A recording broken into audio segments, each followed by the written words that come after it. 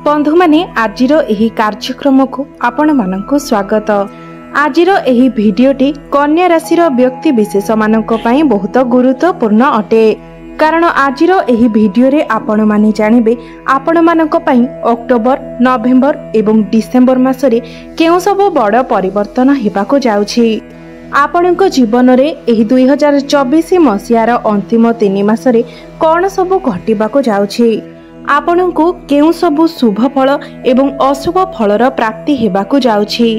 आपणकर स्वास्थ्य किपरि रहिबो, आपणकर शिक्षा क्षेत्र किपरि रहिबो, प्रेम जीवन किपरि रहिबो, वैवाहिक जीवन किपरि रहिबो, आपणको एही 3 मासरे आपणको भाग्यर केते साथ मिलिबो, आपणकर क्यारियर किपरि रहिबो एवं व्यापार वाणिज्यर स्थिति किपरि रहिबो से विषय रे विस्तार रूप रे जानिबा।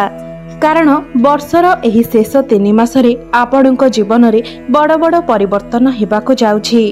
कारण एही 3 मासरे बड़ बड़ ग्रह मानकर राशि परिवर्तन हेबो, जहार प्रभाव आपणको जीवन उपरे पड़िबो। सूर्य, शुक्र, बुध एवं मंगलंकर राशि परिवर्तन हेबाको जाउछि। तो आपण माने एही भिडियो रे जानिबाको पाइबे जे एही 3 मासरे आपणको जीवन रे कोन सब घटना घटिबाको जाउछि, केउ सब बड़ बड़ परिवर्तन हेबाको जाउछि। एवं भिडियो शेष रे मध्य आमे किछि प्रतिकार विषय रे जानिबा, जे प्रतिकार गुडिक करिबा द्वारा आपणको जीवन रे आसुथिबा अशुभत्व गुडिकर खंडन होई पारिबो। तेबे बंधु माने भिडियो रे आगो को बढ़िबा पूर्वरु जदि आपण मानकर कन्या राशि होई थाए तेबे भिडियोटी को लाइक करी चैनल टी को सब्सक्राइब करि देबे एवं कमेंट बॉक्स रे जय श्री जगन्नाथ निश्चय लिखिबे। तेबे बंधु माने सर्वप्रथमे आसंतु जानि नेबा अक्टोबर मासर आरंभ रे आपणकर ग्रह मानकर स्थिति किपरि रहिबो। तो बंधु माने हमर राशि चक्र रे जे 12टी राशि रहिछि ता मध्यरु षष्ठ राशिटी हेउछि कन्या राशि एवं कन्या राशि राश्याधिपति हेउछन्ति बुध। तेबे बंधु माने बुध आपणकर प्रथम भावरे विराजमान अछन्ति एवं बुधंक सहित सूर्य एवं केतु मध्य आपणकर प्रथम भावरे विराजमान अछन्ति एवं आपणकर द्वितीय स्थान रे शुक्र विराजमान अछन्ति। आपणकर षष्ठ भावरे शनि विराजमान अछन्ति। सप्तम स्थान रे राहु विराजमान अछन्ति। नवम स्थान रे देवगुरु बृहस्पति विराजमान अछन्ति एवं आपणकर दशम स्थान रे मंगल विराजमान अछन्ति। तो बंधु माने आपणकर राशि रे शनि, गुरु, राहु एवं केतुकर कोनोसी भी राशि परिवर्तन हेबार नाही। एहा व्यतीत सूर्य, बुध, शुक्र एवं मंगलंकर राशि परिवर्तन हेबाको जाउछि।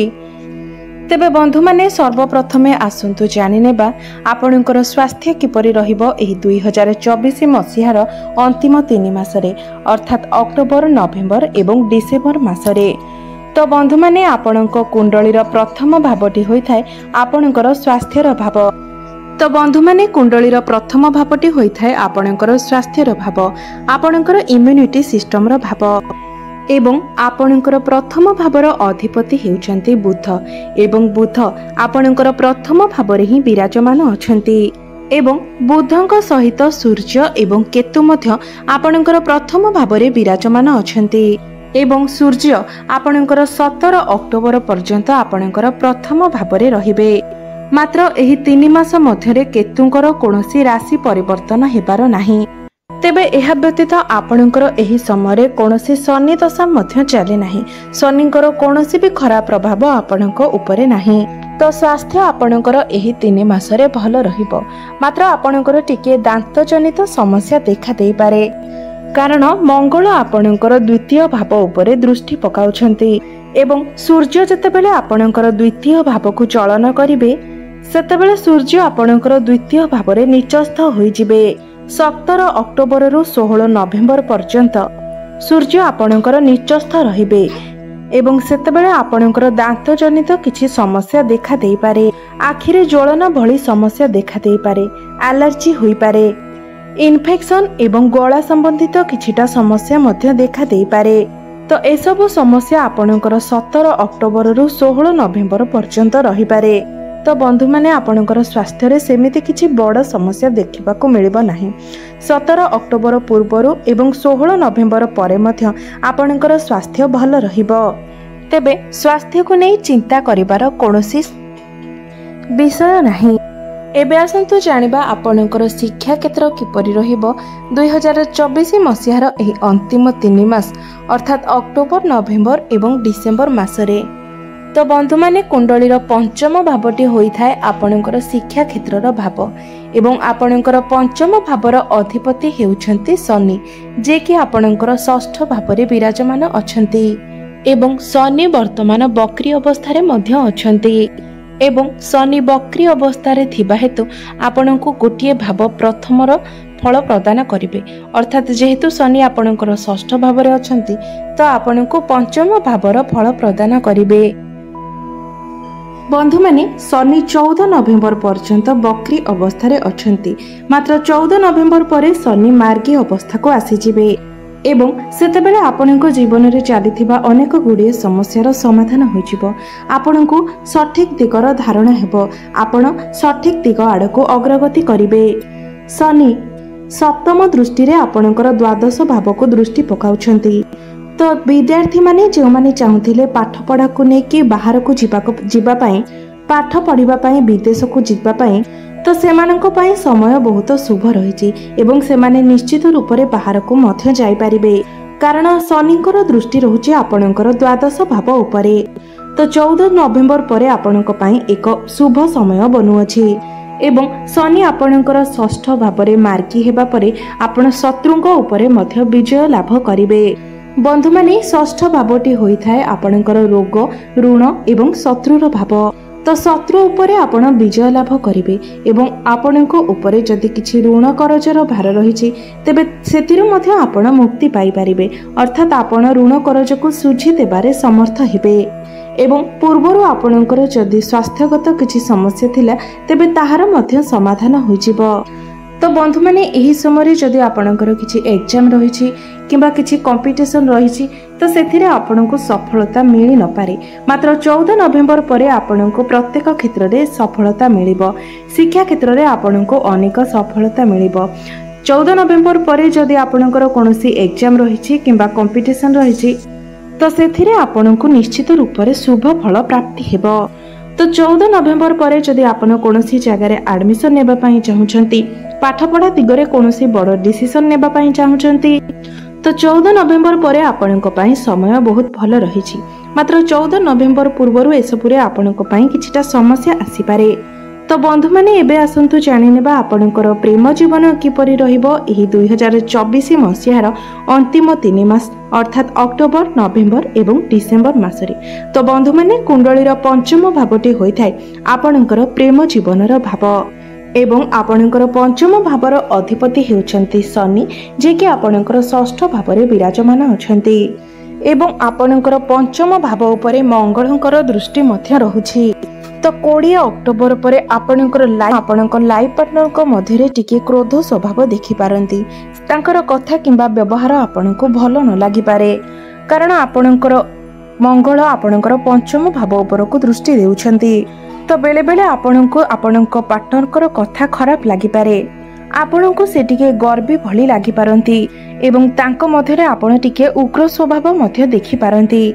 आपणको मध्यरे मध्य एभली स्वभाव देखा देई पारे, आपण टिके चिड़चिड़ा स्वभावर होई पारंती एवं टिके टिके कथारे आपण रागी मध्य जाई पारंती, जहा फल रे आपणको मध्यरे मिस अंडरस्टैंडिंग, मिस कम्युनिकेशन एवं छोट छोट कथा को नेके आर्गुमेंट मध्य होई पारे। तो एसबु प्रति आपण टिके विशेष ध्यान देबा उचित। तो 20 अक्टोबर रु 16 डिसेम्बर पर्यंत आपण विशेष करी एसबु प्रति ध्यान देबा उचित। एहा व्यतीत गुरुंकर दृष्टि मध्य आपणकर पंचम भावरे रहुछि। तो मंगल आपणको मध्यरे जेतेबेले कଳି झगड़ा सृष्टि करिवे सेतेबेले देवगुरु बृहस्पति आपणको किछि शुभत्व मध्य प्रदान करिवे। देवगुरु बृहस्पति आपणकर नेचर को चेंज करबा पई चेष्टा करिवे। आपणको मध्यरे संपर्क जेपरि भल रहे सेथिपई चेष्टा करिवे एवं आपणकर संपर्क को मजबूत बनेबा पई मध्य चेष्टा करिवे। तो गुरु जेहेतु आपणकर नवम स्थान रे एवं भल स्थान रे विराजमान अछंती, तो से आपणक जीवन रे चलिथिबा समस्या गुडी को समाधान करबा पई मध्य चेष्टा करिवे। तो सब दृष्टि देखिबा पई गले 20 अक्टोबर परे आपणकर प्रेम जीवन रे समस्या देखा देबो, मात्र 20 अक्टोबर पूर्वरु आपणकर प्रेम जीवन भल रहिबो। तो बंधु माने आपणकर पंचम भावटी संतानर मध्य भाव होता है। तो आपण जदि विवाहित अटंती एवं आपण संतान प्राप्तिर कामना करुछंती तो यही समय संतान सुख प्राप्ति हेबार मध्य जोग बनुअछि। तो 14 नवेम्बर परे आपणक पई समय भल रहुछि जेतेबेले शनि मार्गी होइजिबे। एबे आसंतु जानिबा आपणकर वैवाहिक जीवन किपरि रहिबो एही अक्टोबर नवेम्बर एवं डिसेम्बर मासरे। तो बंधु माने कुंडलीर सप्तम भावटी होइथाय आपणकर वैवाहिक जीवनर भाव, आपणक जीवन साथीर भाव एवं आपणकर सप्तम भावरे विराजमान अछंती राहु एवं एही 3 मास मध्यरे राहुकर कोनोसी राशि परिवर्तन मध्य हेबार नाही। एवं आपण माने जानती जे राहु हेउछंती जने छाया ग्रह एवं राहु को पाप ग्रह बोली मध्य माना जायथाय। एवं राहु जेहेतु आपणकर सप्तम भावरे आपणकर वैवाहिक जीवनर भावरे अवस्थान करिसेंती तो आपणकर वैवाहिक जीवन रे किछिटा मिसअंडरस्टैंडिंग देखा दे पारे। बिना कारण रे आपण दुई जनक मध्यरे लड़ाई झगड़ा एवं आर्गुमेंट हेबो एवं एसबु राहुक पाई ही हेबो। आपणक मध्यरे नेगेटिविटी सृष्टि कराइबे। मात्र आपणकर सप्तम भावर अधिपति हेउछंती देवगुरु बृहस्पति जे कि आपणकर नवम भावरे विराजमान अछंती। तो आपणकर वैवाहिक जीवन रे जेते समस्या आसिले मध्य देवगुरु बृहस्पति ताहाको ठीक करिबा पई चेष्टा करिवे एवं आपणकर जीवन साथींकर पर्सनल लाइफ रे हेउ किंबा प्रोफेशनल लाइफ रे हेउ देवगुरु बृहस्पति आपणक जीवन साथींकर ग्रोथ कराइबे, तांको जीवन रे उन्नति आनिबा पई चेष्टा करिवे। मात्र जेहेतु राहु आपणकर सप्तम भावरे विराजमान अछंती तो आपण सर्वदा निजर वैवाहिक जीवन उपरे विशेष रूप से ध्यान रखिबे। आपणक मध्यरे जेपरि अजथा कथा को लेकिन कली झगड़ा किंबा जुक्ति तर्क न हुए सेथि प्रति विशेष रूप से ध्यान रखिबे। एवं 20 अक्टोबर को मंगल जेतेबेले आपणकर एकादश भाव को चलन करिवे एवं आपणकर द्वितीय भाव को दृष्टि देबे सेतेबेले आपणक मध्यरे टिके जिद स्वभाव देखा दे पारे, आपणक मध्यरे क्रोध देखा दे पारे। एवं 20 अक्टोबर पर संपूर्ण डिसेम्बर मास पर्यंत मंगलंकर कोनोसी राशि परिवर्तन मध्य हेबार नाही एवं एहार विशेष प्रभाव आपणकर वैवाहिक जीवन उपरे पड़िबो।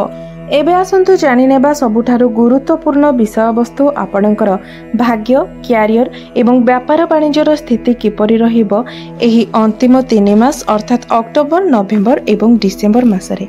तो बंधु माने कुंडलीर नवम भावटी होइथाय आपणकर भाग्यर भाव एवं आपणकर भाग्य भावरे विराजमान अछंती देवगुरु बृहस्पति।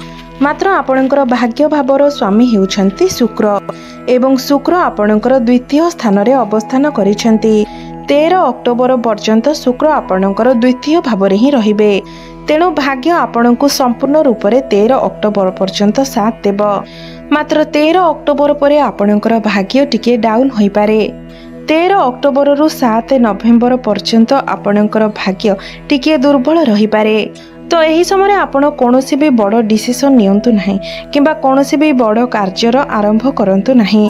तेबे बंधु माने यह केवल ग्रह मानकर गोचर अनुसार भविष्यवाणी अटे।